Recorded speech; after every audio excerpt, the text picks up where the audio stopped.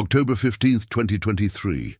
A decorated Air Force veteran stood at the edge of Runway 7 at Edwards Air Force Base, watching a $90 million F-35 fighter jet refuse to start for the third time that morning. The young pilot had dismissed him as just another old man wandering too close to restricted military operations, until the veteran walked up, placed one weathered hand on the aircraft's fuselage, and did something that left an entire ground crew speechless. What could a forgotten war hero possibly know about cutting-edge stealth technology that a team of expert engineers had missed? Before we jump back in, tell us where you're tuning in from, and if this story touches you, make sure you're subscribed because tomorrow I've saved something extra special for you. Captain Derek Holloway had been flying F-35 Lightning II jets for 6 years, and he'd never seen anything like this. The morning sun blazed over Edwards Air Force Base in California's Mojave Desert, turning the tarmac into a shimmering sea of heat. His jet, tail number 447, sat motionless on runway 7, its cockpit open, its systems dead. "Try the auxiliary power unit again," barked Chief Engineer Martinez through Derek's headset. The ground crew had been troubleshooting for 40 minutes now, and the frustration in Martinez's voice was unmistakable. Derek flipped the switches in sequence, exactly as he'd done twice before. The cockpit displays flickered to life for a brief moment, gauges dancing, navigation systems initializing, then everything went dark again. Complete system failure. He slammed his gloved fist against the console. This wasn't supposed to happen. Not today. Not when Senator Patricia Aldridge and a delegation from the Armed Services Committee were scheduled to arrive in less than 2 hours for a demonstration flight. The F-35 program had been under intense scrutiny lately, with budget overruns and performance questions dominating the headlines. This demonstration was supposed to prove the aircraft's reliability, to show Congress that their $1.7 trillion investment across the entire program wasn't a mistake. Ground crew, this is Holloway. I'm getting nothing. The bird's completely dead. Derek's jaw tightened as he stared at the blank screens surrounding him. Copy that, Captain. We're running diagnostics from here. Martinez sounded defeated. Nothing's making sense. All pre-flight checks were green. This system should be operational. Derek climbed out of the cockpit and descended the ladder, his boots hitting the scorching tarmac with heavy thuds. Around him, a dozen technicians swarmed the aircraft like ants around a fallen giant. They carried diagnostic tablets, opened access panels, and shouted technical jargon back and forth. Despite all their expertise, despite all their advanced equipment and training, they were stumped. Colonel Raymond Thatcher emerged from the operations building, his silver hair gleaming in the sunlight, his expression carved from stone. At 58, Thatcher had commanded Edwards Air Force Base for 3 years, and his reputation for running a tight ship was legendary. He'd flown combat missions in Desert Storm, served 2 tours in Afghanistan, and had exactly 0 tolerance for equipment failures during high-profile demonstrations. Captain Holloway, status report. It wasn't a question. Sir, we have complete system failure. No power to primary systems, avionics are down, and the auxiliary unit won't engage. Derek stood at attention, feeling the weight of his commander's stare. I can see that, Captain. What I want to know is why a multi-million-dollar aircraft that passed every inspection yesterday is now sitting on my runway like a very expensive paperweight.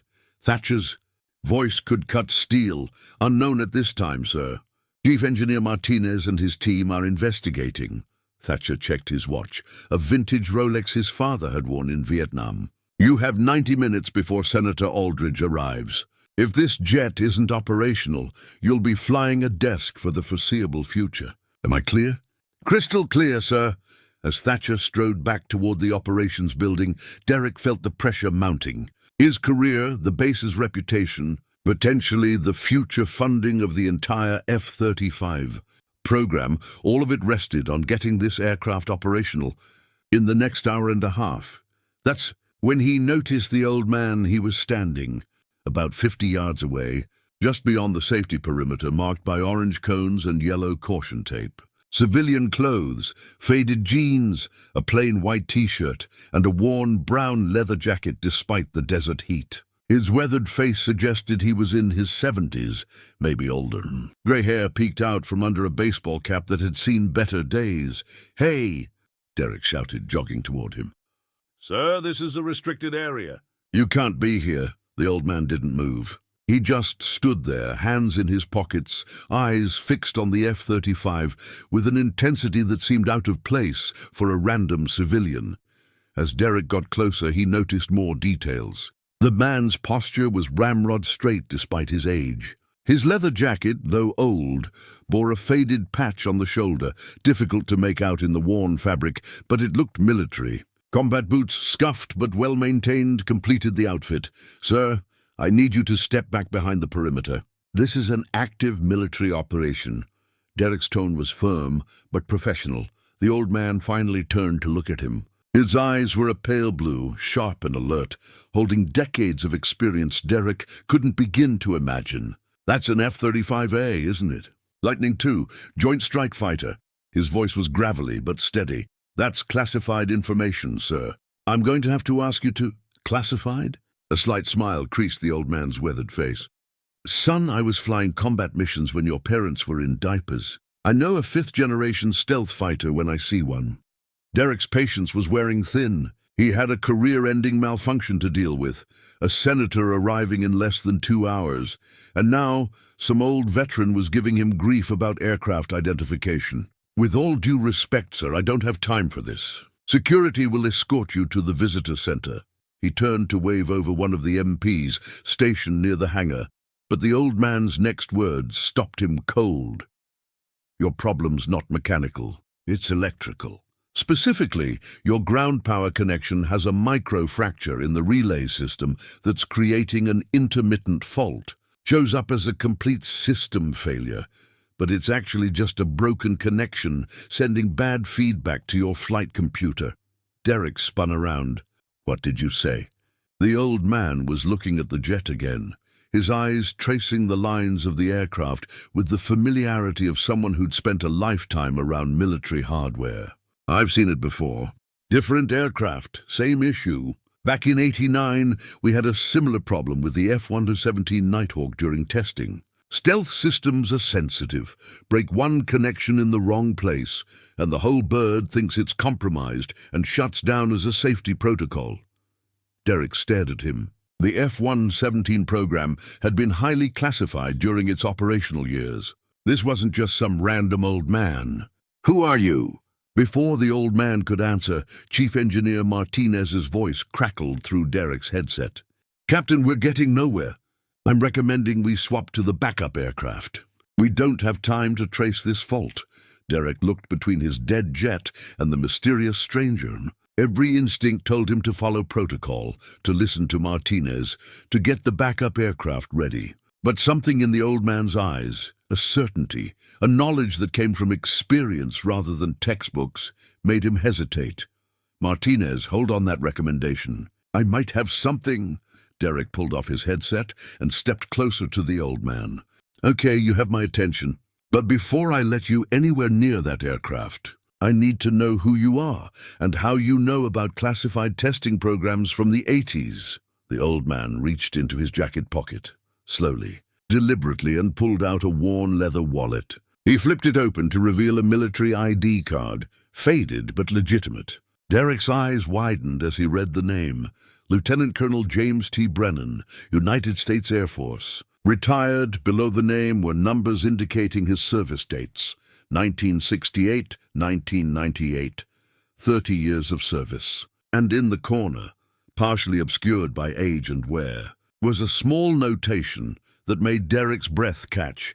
Test Pilot, Skunk Works Division. Skunk Works, Lockheed Martin's legendary advanced development program, responsible for the SR-71 Blackbird, the F-117 Nighthawk, and countless other classified projects that pushed the boundaries of aviation technology. Derek looked up from the ID to the old man's face. "No, To Colonel Brennan's face, with newfound respect and more than a little disbelief, "You flew for Skunk Works." 43 test flights on the F-117 program alone, Brennan said quietly. Plus another 100-something on projects I still can't talk about. He nodded toward the F-35. "Your bird there is having a problem I helped solve 35 years ago. Question is, Captain, do you want to keep having your engineers chase ghosts for another hour, or do you want me to show you where to look?" Derek's mind raced. Protocol said he should report this to Colonel Thatcher, should verify Brennan's credentials through proper channels, should follow the chain of command. But protocol also said his jet should be flying, and it wasn't. He had 85 minutes until the senator arrived, and every minute spent deliberating was a minute lost. He made his decision. "Martinez, this is Holloway. I need you to meet me at the aircraft. And bring your technical scanner, the one for electrical systems. Copy that, Captain. Is everything okay?" Derek looked at Colonel Brennan, at the quiet confidence in those weathered features, and made a choice that would either save his career or end it. "Yeah, Martinez. I think we might have just caught a break. Preparing and narrating this story took us a lot of time. So if you are enjoying it, subscribe to our channel. It means a lot to us. Now back to the story. Chief Engineer Martinez arrived at the aircraft within 2 minutes, his diagnostic scanner already powered up and running preliminary checks. He was a compact man, in his early 40s, with oil-stained hands and the permanent squint of someone who'd spent decades staring at technical readouts. When he saw Colonel Brennan standing beside Derek, his expression shifted from confusion to skepticism. "Captain, who's this?" Martinez glanced at the civilian clothes, clearly unimpressed. "Martinez, meet Lieutenant Colonel James Brennan, retired. He flew test missions for Skunk Works in the 80s and 90s. Derek watched his chief engineer's face carefully. "He thinks he knows what's wrong with our bird." Martinez's eyebrows shot up, but before he could respond, Brennan stepped forward and extended his hand. "You must be the man who's been chasing voltage ghosts for the past hour." The engineer shook his hand warily. "Voltage ghosts?" "Intermittent electrical faults that appear and disappear without pattern. Make you think you're losing your mind." Brennan turned toward the F-35, his eyes scanning the undercarriage. "You've checked the main power systems, the backup generators, probably even the battery connections. Everything tests fine individually, but the moment you try to initialize the flight computer, the whole system crashes." "Am I close?" Martinez's jaw tightened. "That's exactly what's happening." "How did you—" "Because I've seen it before." Brennan walked around the nose of the aircraft, moving with surprising agility for a man his age. He stopped near the forward landing gear and knelt down, his knees cracking audibly. "Captain, you mind giving me some light down here?" Derek grabbed a flashlight from Martinez's toolkit and crouched beside Brennan, illuminating the area beneath the fuselage. The old colonel traced his fingers along a bundle of cables and connection points, his movements precise and practiced. There, Brennan pointed to a housing unit about the size of a shoebox, tucked between hydraulic lines and electrical conduits. "That's your ground power relay junction. It's supposed to manage the transition between external ground power and the aircraft's internal systems during startup. When it fails, the flight computer interprets it as a complete power compromise and locks everything down as a security measure." Martinez leaned in, his scanner now focused on the specific component Brennan had indicated. His screen flickered through diagnostic data, line after line of technical readings scrolling past. Then his eyes went wide. "Jesus Christ," Martinez whispered. "There's a microfracture in the relay housing. It's so small our standard diagnostics didn't catch it." He looked at Brennan with newfound respect. "How did you know where to look?" Brennan stood up slowly, brushing dust from his jeans. 1989, Tonopah Test Range in Nevada. We were running night operations on the F-117, and one of our birds went dead right before a critical mission. Spent 6 hours tearing that aircraft apart before we found the same issue. Hairline crack in a relay junction that only showed up under specific electrical loads. Cost us a mission and nearly cost me my career when I suggested we start checking for it systematically on all stealth aircraft. "Wait," Derek interrupted. You're saying this has been a known issue for 35 years, and it's still happening. Different aircraft, different systems, but the same fundamental design philosophy, Brennan explained. Stealth fighters require incredibly sensitive electrical systems to manage their radar-defeating capabilities. That sensitivity makes them vulnerable to faults that wouldn't bother a conventional aircraft. The F-117 had it, the early F-22 Raptors had variations of it, and now your F-35 has it. Engineers keep thinking they've solved it, but physics has a way of reminding us that electricity doesn't care about our solutions. Martinez was already calling his team over the radio. Ground crew, this is Martinez. I need a Type 7 relay junction replacement for the forward power distribution system. Yes, that's what I said. And I need it here in 10 minutes, not 15. Derek checked his watch. 72 minutes until Senator Aldridge arrived. Martinez, how long does it take to swap that component? If everything goes perfectly, 45 minutes, maybe 50. The engineer was already pulling tools from his kit. But Captain, we're cutting this incredibly close. Then we'd better not waste time. Derek turned to Brennan. Colonel, I don't know how to thank you. You might have just saved this entire demonstration. Brennan shook his head slowly. Don't thank me yet, son. I've only diagnosed the problem. Your people still have to fix it. He paused, his pale blue eyes studying Derek with an intensity that felt like an X-ray. But there's something else you should know about that relay junction. What's that? When it fails, it sometimes causes secondary damage to the capacitor banks in the adjacent power distribution system.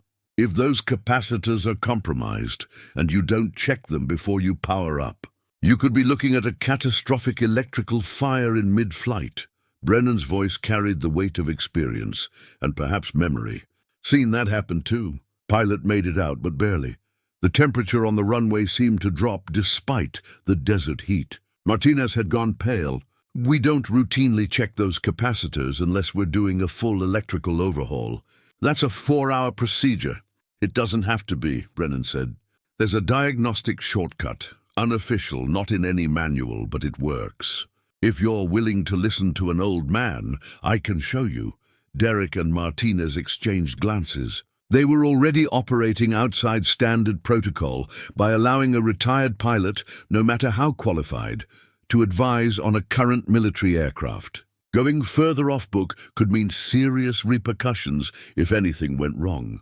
But the alternative was either risking an in-flight fire or cancelling the demonstration entirely. Show us, Derek said firmly. Brennan nodded and gestured for Martinez to bring his scanner closer. The capacitors I'm talking about are in a shielded housing that your standard diagnostic can't penetrate. That's by design, to protect them from electromagnetic interference. But there's a test port, hidden behind an access panel that most technicians don't even know exists. It was added during late-stage development as a maintenance backdoor. How do you know about a test port on an F-35? Martinez asked, his skepticism returning. This aircraft wasn't even operational when you retired. Brennan smiled faintly. The F-35 program started in 1992, son. I didn't retire until 98. Lockheed Martin brought several of us old Skunk Works pilots in as consultants during the early design phase. We spent months arguing with engineers about electrical system redundancies based on lessons learned from the F-117 and other programs. Some of our suggestions were implemented, others were ignored, and some became unofficial workarounds that never made it into the official documentation. He moved to the starboard side of the aircraft and ran his hand along the fuselage until he found what he was looking for, a panel seam that looked identical to dozens of others covering the aircraft's surface.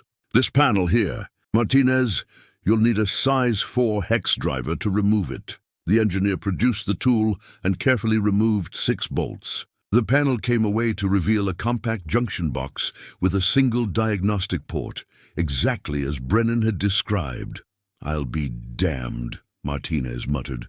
I've been working on F-35s for 8 years, and I never knew this was here. Now connect your scanner to that port and run a capacitance test on circuits 7 through 12. That'll tell you if... There's any secondary damage from the relay. Failure. Brennan stepped back, giving Martinez room to work. The engineer connected his diagnostic equipment and initialized the test sequence. Data streamed across his screen. Voltage readings, capacitance measurements, resistance values. Derek watched the numbers scroll past, understanding maybe half of what he was seeing, but recognizing the importance of each readout. After 30 seconds, that felt like 30 minutes. Martinez let out a long breath. Capacitors are clean, no secondary damage. The relay failure must have happened before it could propagate downstream. Good, Brennan said. That's the first piece of luck you've had all day. Now get that relay replaced before your luck runs out. The replacement component arrived 7 minutes later, carried at a run by a young airman who looked terrified of dropping it. Martinez and his team immediately set to work, their movements practiced and efficient despite the time pressure. Watching them work was like watching a surgical team, each person knowing their role, tools passing from hand to hand without need for words. Derek stood beside Brennan, both of them observers now, as the experts performed their mechanical ballet beneath the aircraft. The sun climbed higher, the heat becoming oppressive. Sweat soaked through Derek's flight suit, but he barely noticed.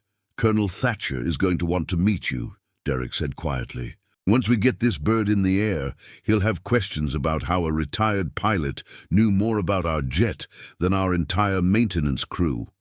Brennan chuckled, a dry sound like wind through desert scrub. "I doubt Colonel Thatcher wants anything to do with me, Captain. In my experience, commanders don't like being reminded that their shiny new aircraft have the same problems as the ones their grandfathers flew.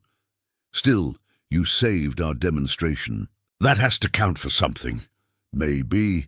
Brennan's eyes were distant now, focused on something beyond the runway. "Or maybe I just delayed the inevitable. These birds are magnificent machines, Captain, don't get me wrong. But they're also incredibly complex, and complexity breeds failure points. Every generation thinks they've built the perfect aircraft, and every generation discovers they've just built new ways for things to go wrong." There was a melancholy in his voice that Derek didn't quite understand. Before he could ask about it, Martinez called out from beneath the aircraft, "Captain, relay is seated and connections are secured. We're ready to power up and test." Derek felt his heart rate spike. This was it, the moment of truth. Either Brennan's diagnosis was correct and they'd fixed the problem, or they'd just wasted an hour on a wild theory from a retired pilot who last flew combat missions when Derek was in elementary school. "Martinez, proceed with the power-up sequence." The engineer moved to his diagnostic station and began the initialization routine. Derek watched the aircraft, holding his breath, as electrical systems came online one by one. The familiar hum of capacitors charging filled the air. Cockpit displays flickered, then stabilized, showing green status indicators across all primary systems.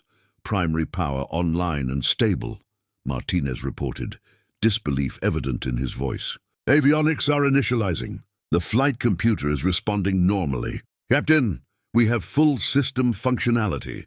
Derek felt a wave of relief, so intense it nearly buckled his knees. They'd done it. The jet was operational.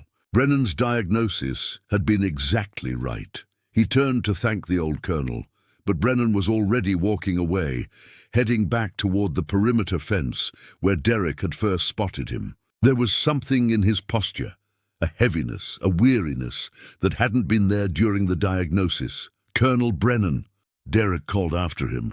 "Where are you going?" Brennan stopped, but didn't turn around immediately. When he finally did, his expression was unreadable. "My job here is done, Captain. You've got your aircraft back. Now you've got a demonstration to prepare for. But don't you want to stay? See the flight?" The old pilot looked at the F-35, at the magnificent machine now humming with life on the runway, and something flickered across his weathered face. Pride mixed with something darker, something Derek couldn't quite identify. "I've seen enough flights to last a lifetime, son. You go show those senators what that bird can do." Brennan raised his hand in a brief salute, then turned and continued walking toward the gate. Derek watched him go, questions forming in his mind faster than he could articulate them. Who was James T. Brennan, really? Why had he been standing at the perimeter fence at exactly the right moment? And what was the story behind the sadness in his eyes when he looked at the aircraft he'd just helped save? But there was no time to pursue those questions. Colonel Thatcher was striding across the tarmac, and Senator Aldridge's convoy had just appeared on the access road in the distance. The demonstration was about to begin.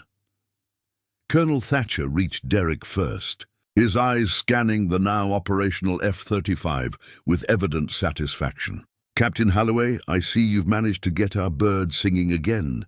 Care to explain how?" Derek hesitated for a fraction of a second, knowing that his next words would require careful navigation. "Sir, we identified a microfracture in the ground power relay junction. Chief Engineer Martinez and his team executed a component replacement. The aircraft is now fully operational and ready for the demonstration flight." Thatcher's eyes narrowed slightly. He'd been in the military long enough to recognize when he wasn't getting the complete story. "Martinez's team has been chasing this problem for nearly 2 hours, Captain." "What changed in the last 30 minutes? "We received consultation from someone with relevant experience, sir. A retired test pilot who'd encountered similar issues on earlier generation aircraft." "A retired test pilot?" Thatcher's tone sharpened. "On my base? Who authorized outside consultation on classified military equipment?" Before Derek could formulate a response that wouldn't end his career, Martinez stepped forward. "Colonel, if I may, the consultation was brief and limited to diagnostic guidance only. No classified information was disclosed, and the individual in question had appropriate security credentials from his service record. His input allowed us to narrow our diagnostic focus and identify the fault in time for the demonstration." Thatcher studied both men for a long moment, his expression unreadable. Then he glanced toward the gate where Brennan had disappeared. "This retired pilot, does he have a name?" "Lieutenant Colonel James T. Brennan, sir," Derek said. "He flew test missions for Skunk Works in the 80s and 90s. Something flickered across Thatcher's face. Recognition, perhaps, or surprise. "Brennan? James Brennan is here?" He turned sharply, scanning the area. "Where is he now?" "He left, sir. Said his job was done." Thatcher was quiet for several seconds, a muscle working in his jaw. When he spoke again, his voice carried a weight that hadn't been there before. "James Brennan is a legend in the test pilot community, Captain. He flew missions most people don't even know existed. If he helped solve your problem, you're luckier than you realize." He paused, then added more quietly, "Though I suspect luck had little to do with his presence here today." Before Derek could ask what that meant, the roar of approaching vehicles announced Senator Aldridge's arrival.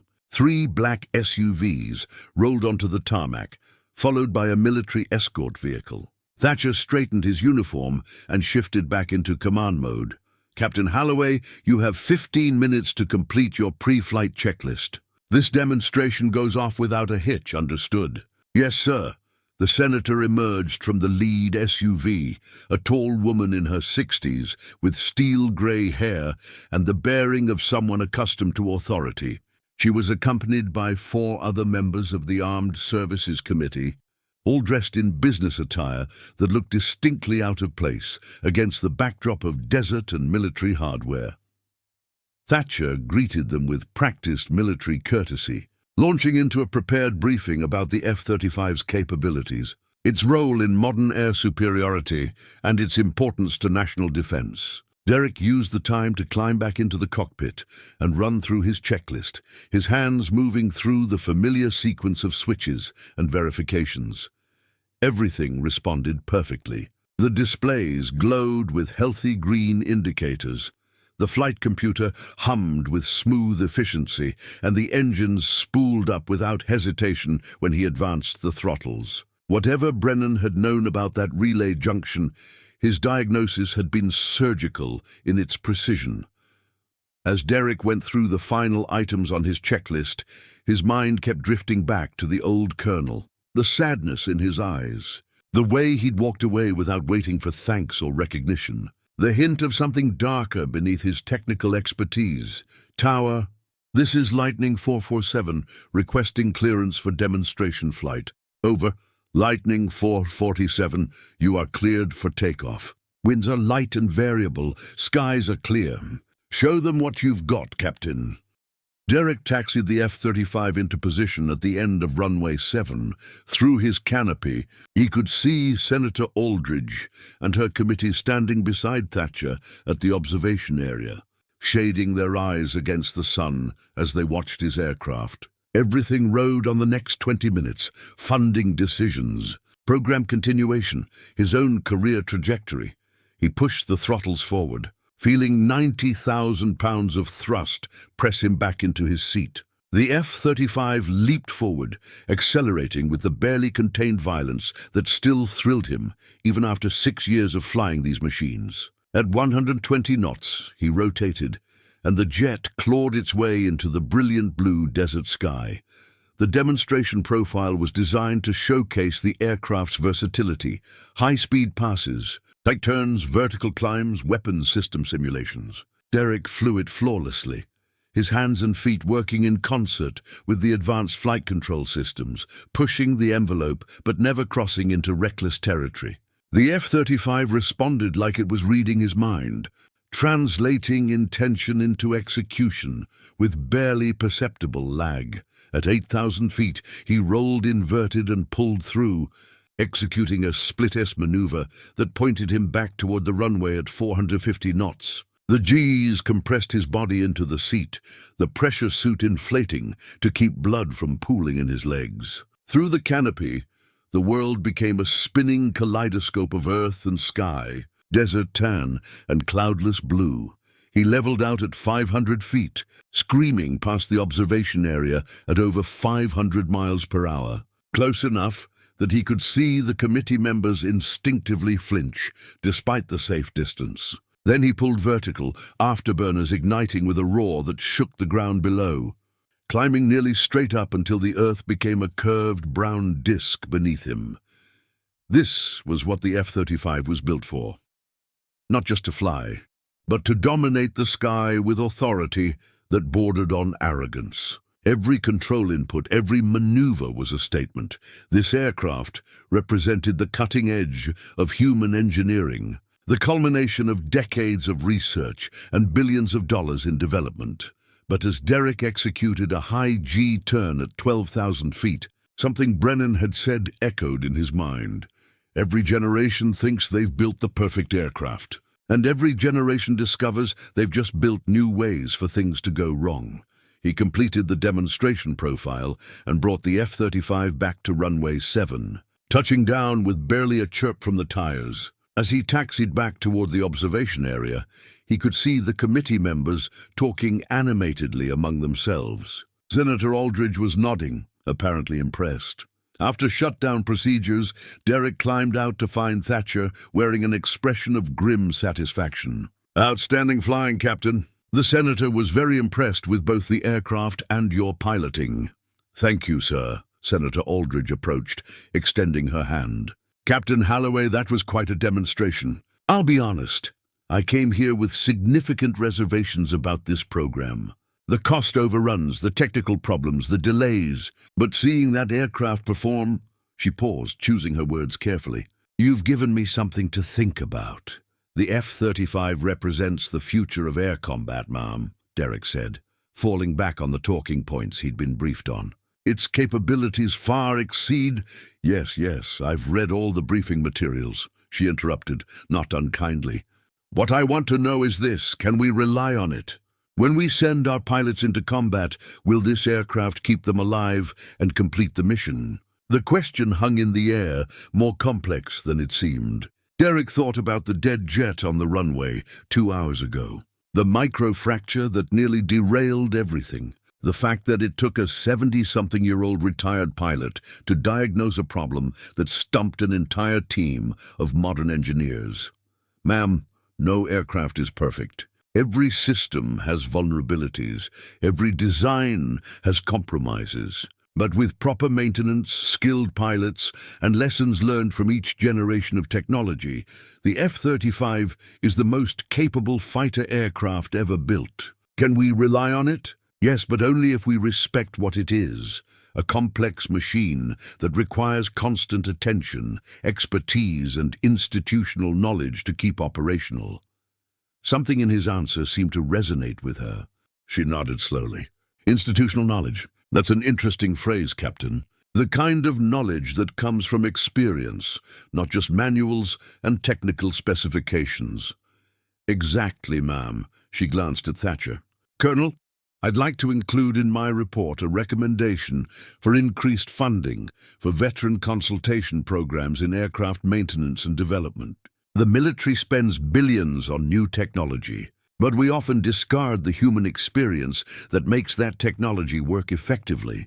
Thatcher's expression remained neutral, but Derek caught a flicker of something, approval perhaps, in his eyes. I think that's a wise recommendation, Senator. After the delegation departed and the tarmac returned to its normal rhythm of activity, Derek found himself standing alone beside the F-35, looking at the aircraft with new eyes. It was still magnificent, still represented the pinnacle of engineering achievement, but it was also fragile in ways he hadn't fully appreciated before, dependent not just on technology, but on wisdom passed down through generations of pilots and engineers who'd learned hard lessons in harder circumstances. His phone buzzed with a text from Martinez. Captain, thought you should know. I ran a full diagnostic on our entire F-35 fleet, found similar microfractures in the relay junctions on 2 other aircraft. Both would have failed within the next week. Brennan's diagnosis may have saved us from a fleet-wide grounding. Derek stared at the message, feeling a chill despite the desert heat. 2 more aircraft with the same fault. If they'd failed during training missions, or worse, during combat operations, the consequences could have been catastrophic. He looked toward the perimeter fence where he'd first seen Brennan standing, watching the runway with those knowing, sorrowful eyes. The old colonel had walked away without waiting for recognition, but his impact would ripple through every F-35 flight from this day forward. Derek made a decision. He pulled out his phone and called base security. This is Captain Holloway. I need you to pull up visitor logs from this morning. I'm looking for information on Lieutenant Colonel James T. Brennan, retired. Yes, I know it's unusual. Just please find out whatever you can about why he was here today, as he waited for the callback. Derek couldn't shake the feeling that the story of this morning, of the dead jet and the mysterious veteran who fixed it, was far from over. In fact, he suspected it was just beginning. The call from base security came 30 minutes later, and the information they provided only deepened the mystery surrounding James T. Brennan. Captain Holloway, this is Sergeant Willis from Gate Security. You asked about Lieutenant Colonel Brennan checking in this morning? The sergeant's voice carried a note of confusion. Sir, we have no record of anyone by that name entering the base today. Derek frowned, pacing in the ready room where he'd retreated after the demonstration. That's impossible. I spoke with him. He showed me his military ID. He was standing right at the Runway 7 perimeter, around 0900 hours. I understand, sir, but I've checked all entry logs from 500 to current time. No James Brennan, no visitors matching that description, and no one claiming to be a retired test pilot requested access to the facility. Willis hesitated. Sir, is it possible this individual was already on base? Maybe he works here in some capacity? Run a check on base personnel and contractors. Anyone with that name or matching his description, white male, early to mid-70s, approximately 6 feet tall, gray hair, was wearing a brown leather jacket and baseball cap. Stand by, Captain. While he waited, Derek pulled up his laptop and started searching military databases for information on Lieutenant Colonel James T. Brennan. What he found was simultaneously impressive and troubling. Brennan's service record was extensive but heavily redacted. The basic facts were there. Enlisted in 1968 during Vietnam. Earned his commission through Officer Candidate School in 1971. became a pilot in 1973. His early career showed conventional assignments, F-4 Phantom missions, instructor positions, routine deployments. But starting in 1981, the record became increasingly opaque. Large sections were blacked out entirely. Dates didn't align properly. There were gaps of 6 months, sometimes a year, where no duty station was listed. The words "classified" and "special access required" appeared repeatedly. His awards and decorations section showed multiple medals, but with citation details removed. The only clear information from his later career was his assignment to the Advanced Development Programs Division at Lockheed Martin's Skunk Works facility from 1985 to 1998, exactly as Brennan had mentioned. But even there, specific project details were scrubbed from the record. Derek's phone rang again. "Captain, this is Willis." "Sir, we have no personnel or contractors on base matching that description. However—" Another pause, longer this time. "I escalated your inquiry to Major Pruitt in Base Intelligence. He'd like to speak with you directly. I'm transferring you now." A click, then a new voice, crisp, cautious, and carrying the measured tone of someone trained to reveal nothing unintentionally. "Captain Holloway, this is Major Kevin Pruitt, Intelligence Section. I understand you had an encounter this morning with someone claiming to be James Brennan." "Yes, sir. He assisted with diagnosing a critical malfunction on my aircraft. His expertise was accurate and timely. But now I'm being told there's no record of him entering the base, and his service file is almost entirely redacted. Captain, I need you to come to the intelligence office immediately, and I need you to not discuss this encounter with anyone else until we've had a chance to talk. Is that clear?" The gravity in Pruitt's voice sent ice through Derek's veins. "Sir, is there a security issue I should be aware of?" "Just come to my office, Captain. Building 12, second floor, and bring any physical evidence of your interaction, notes, photographs, anything this individual may have touched." 20 minutes later, Derek sat in a windowless conference room in the intelligence building, facing Major Pruitt and a woman who'd introduced herself only as Ms. Chen from an interested agency. She wore civilian clothes and carried herself with the quiet authority of someone accustomed to operating in shadows. "Captain Holloway," Pruitt began, "I want you to describe your entire interaction with the individual claiming to be James Brennan. Every detail, no matter how insignificant it seems." Derek recounted the morning's events, the jet malfunction, spotting Brennan at the perimeter, the diagnostic expertise, the revelation about his Skunk Works background, his abrupt departure after the repair. As he spoke, Miss Chen took notes in a leather portfolio, her expression revealing nothing. When he finished, Pruitt and Chen exchanged a glance that communicated volumes silently. "Captain," Chen said, "speaking for the first time since the initial introduction, the man you encountered this morning was indeed James T. Brennan. His credentials were legitimate. His service record is authentic, albeit heavily classified. What concerns us is not his identity, but his presence." "I don't understand," Derek said. "Why would a retired officer's visit to a military base be a concern?" Pruitt leaned forward. "Captain James Brennan hasn't set foot on a military installation in over 20 years. After his retirement in 1998, he went completely dark. No forwarding address, no contact with former colleagues, no attendance at reunions or ceremonies. He essentially vanished from the military community. But why?" "That's classified," Chen said flatly. "What I can tell you is that Colonel Brennan's final classified project before retirement involved identifying and documenting systemic vulnerabilities in advanced aircraft electrical systems. His findings were considered so sensitive that his entire final year of service was compartmentalized under a special access program that exists only in paper files stored in secure facilities." Derek felt the pieces clicking together slowly. The relay junction problem. He wasn't just familiar with it, he documented it decades ago. "Precisely," Chen confirmed. "And according to his final report, which I've spent the last hour reviewing, he recommended specific design changes that would have prevented this exact failure mode." Those recommendations were deemed too expensive to implement across existing programs and were filed away. "Let me get this straight," Derek said, anger rising in his voice. "Brennan identified this problem 35 years ago, recommended fixes, was ignored, and then disappeared. And now the same problem is affecting our most advanced fighter jets." "It's more complicated than that, Captain," Pruitt said quietly.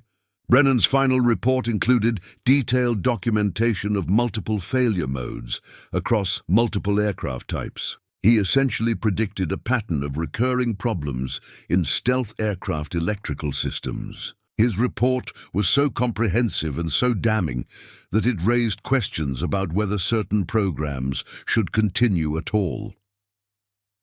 "That would have meant billions in cancelled contracts," Chen added.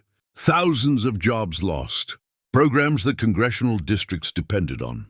Brennan's findings were classified not just for security reasons, but for political and economic ones as well. Derek sat back, processing the implications. "So he was silenced." "Not silenced," Pruitt corrected, "but strongly encouraged to retire early with full honors and benefits, provided he never publicly discussed his findings. The official story was that he'd served his time and wanted to spend his remaining years in private life. But that's not the truth." Chen closed her portfolio. "The truth, Captain, is that James Brennan was a brilliant engineer and a dedicated patriot who discovered inconvenient facts. He made a choice to accept retirement rather than fight a battle he couldn't win. And for 20 years he's kept his silence. Until today," Derek said. "Why break the silence now? Why show up here, help fix my jet, and then disappear again?" "That," Chen said, standing, "is what we'd very much like to know.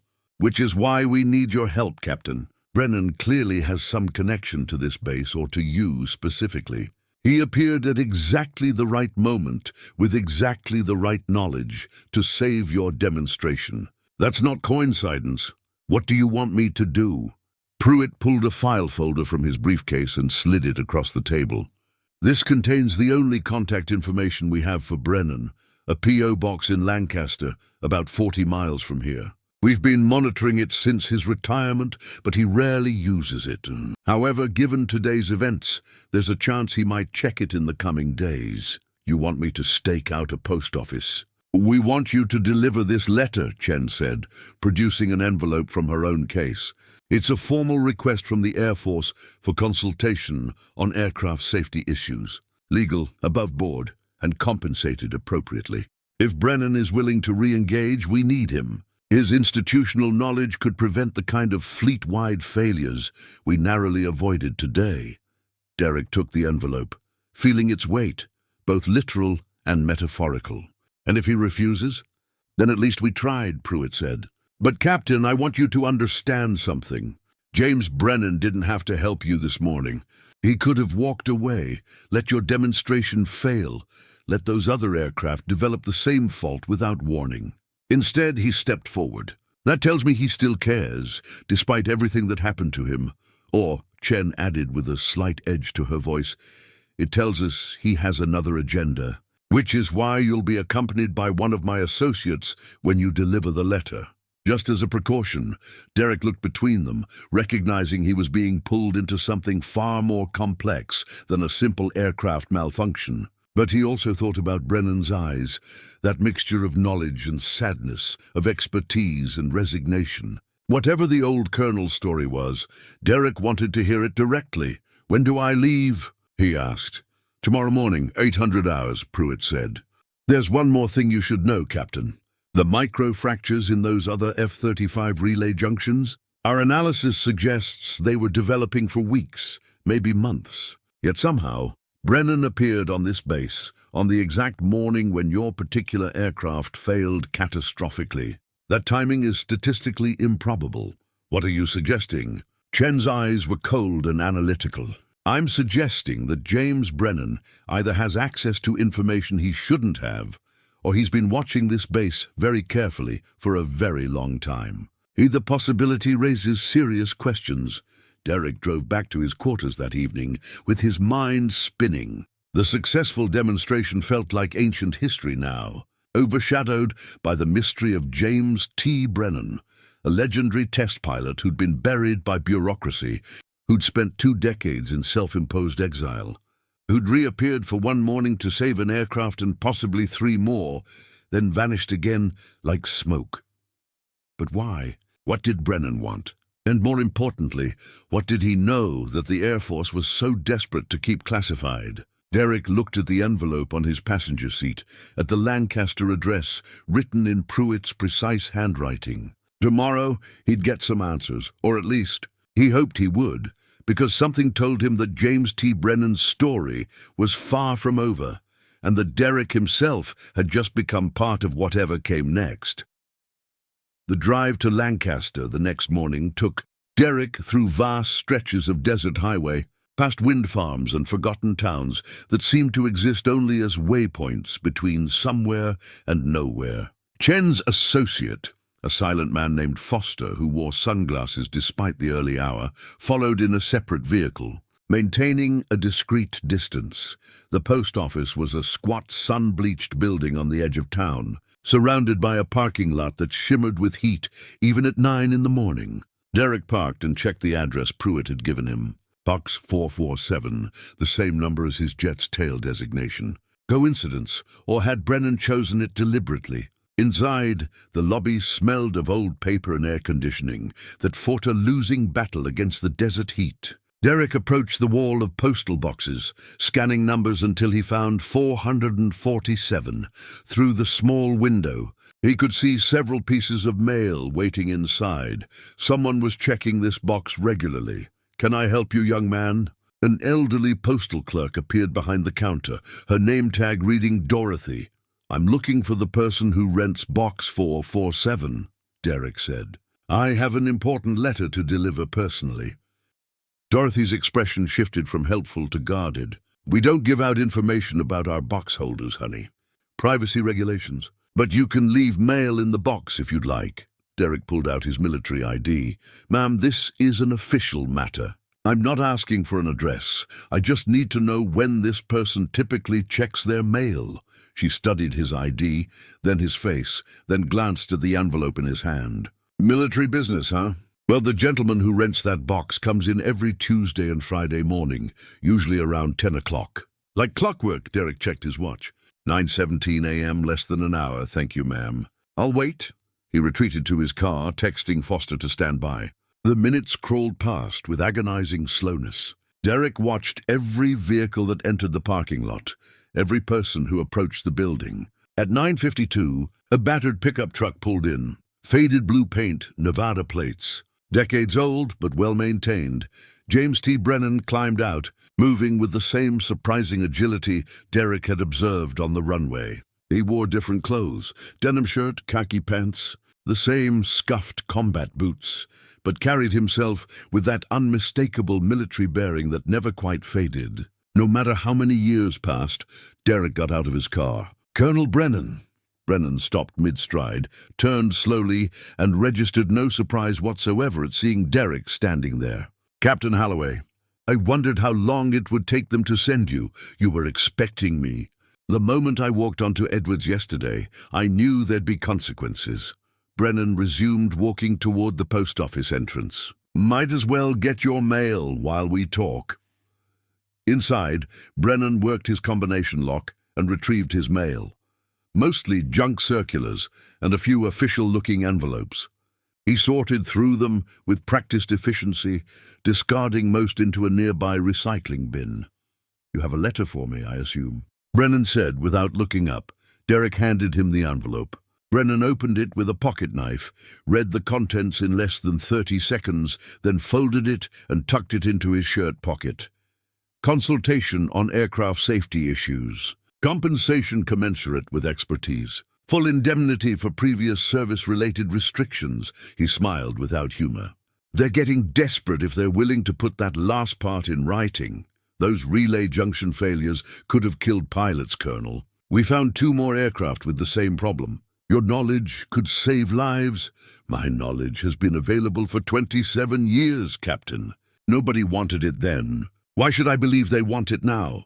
Because Senator Aldridge is pushing for increased veteran consultation programs. Because the problems you documented are real and recurring. Because they're finally willing to admit I was right, Brennan finished. Is that supposed to make me feel vindicated? He started walking back toward his truck, Derek following. You want to know why I disappeared for 2 decades, Captain? It wasn't just because they shelved my report. It was because they threatened to court-martial me if I ever spoke publicly about what I'd discovered. Derek felt anger flash through him. On what grounds? Unauthorized disclosure of classified information. Breach of security protocols. They had a dozen charges ready to file if I didn't take their retirement offer and sign a non-disclosure agreement that would have made a CIA operative. Jealous, Brennan reached his truck and leaned against it, arms crossed. I had a wife, Captain.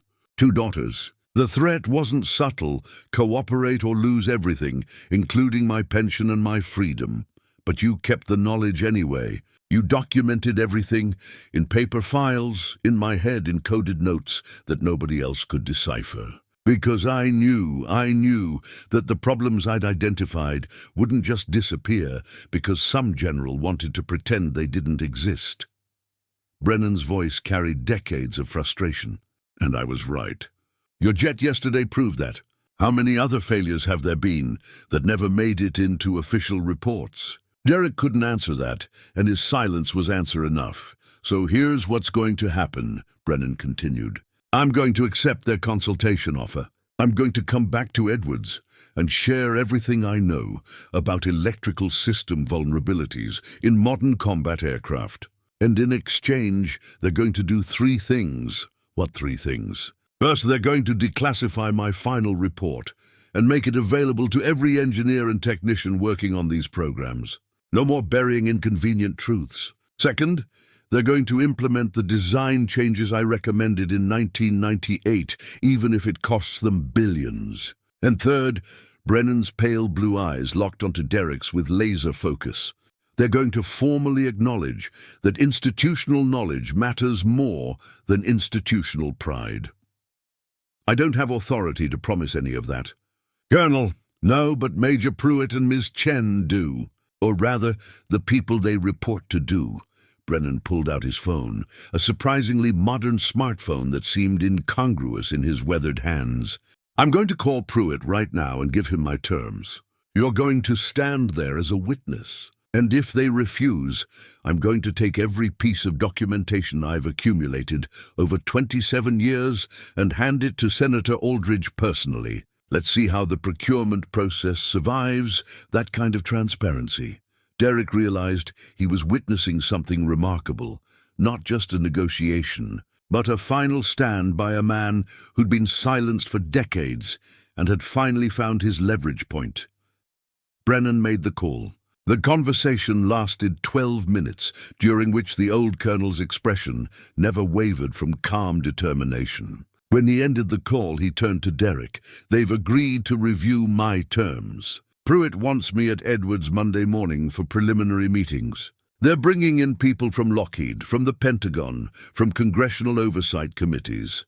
Brennan actually smiled, and this time it reached his eyes. Apparently your senator made quite an impression on them. She's demanding answers about how a 73-year-old retiree knew more about their flagship aircraft than their entire engineering corps. So, you're coming back? I never really left, Captain. I've been watching from the desert for 20 years, keeping track of every failure, every incident, every time someone discovered a problem I'd already documented. Yesterday was just the first time I decided to stop watching and start acting. Derek studied the old pilot, this legend who'd been buried by bureaucracy and politics, who'd maintained his vigilance despite having every reason to walk away forever. Why did you help me specifically? Why my jet that particular morning? Brennan's expression softened slightly. Because I read your service file, Captain Holloway. You're a good pilot and a decent man who actually cares about the aircraft you fly and the people who maintain them. When I saw your jet was in trouble, I knew you'd listen, really listen, instead of dismissing me as some crazy old man. He paused. And because tail number 447 was the same designation as my last F-117 flight before retirement, Seemed like fate was giving me one more chance to make things right. They stood in silence for a moment, the desert wind carrying dust devils across the parking lot. "One more question, Colonel," Derek said. "How did you know my jet would fail yesterday morning?" Brennan's eyes twinkled with something that might have been mischief. "I didn't know yours specifically would fail, but I've been monitoring base communications for months. When I heard about the increased flight tempo for the Senator's visit, I knew the stress on your aircraft systems would expose any existing weaknesses. Basic engineering, push a system hard enough, long enough, and the cracks start to show. You were waiting for something to break. I was waiting for an opportunity, Captain. There's a difference." Brennan climbed into his truck, then rolled down the window. "See you Monday morning at Edwards. And Captain, keep flying that jet with respect. She's got her flaws, but she's still one hell of a machine." As Brennan drove away, Foster approached from his surveillance position. "Did he accept the consultation offer?" "Yes, but on his own terms. Chen's not going to like that." "Chen doesn't have to like it," Derek said, watching the blue truck disappear down the desert highway. "She just has to accept that sometimes the people you try to bury have a way of digging themselves back out."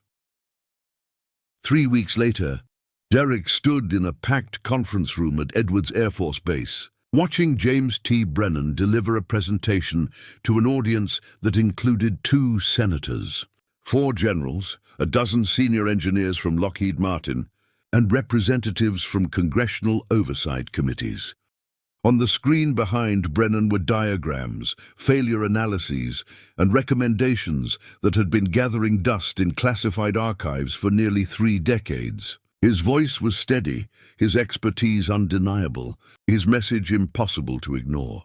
The future of American air superiority depended not just on cutting-edge technology, but on respecting the hard-won knowledge of those who'd built that technology's foundation. When the presentation ended, Senator Aldridge was the first to stand and applaud. Others followed, until the entire room was on its feet, a standing ovation for a man who'd been silenced, dismissed, and nearly forgotten. Brennan caught Derek's eye across the room and offered a subtle nod of acknowledgement. No words were needed.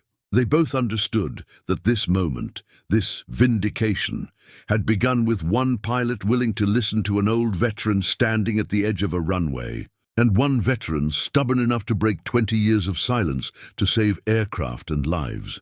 Later that evening, as Derek performed his pre-flight check on tail number 447, now sporting a new relay junction designed to Brennan's specifications, he thought about institutional knowledge, about the importance of experience, and about how the newest technology was only as good as the wisdom of those who understood its limitations.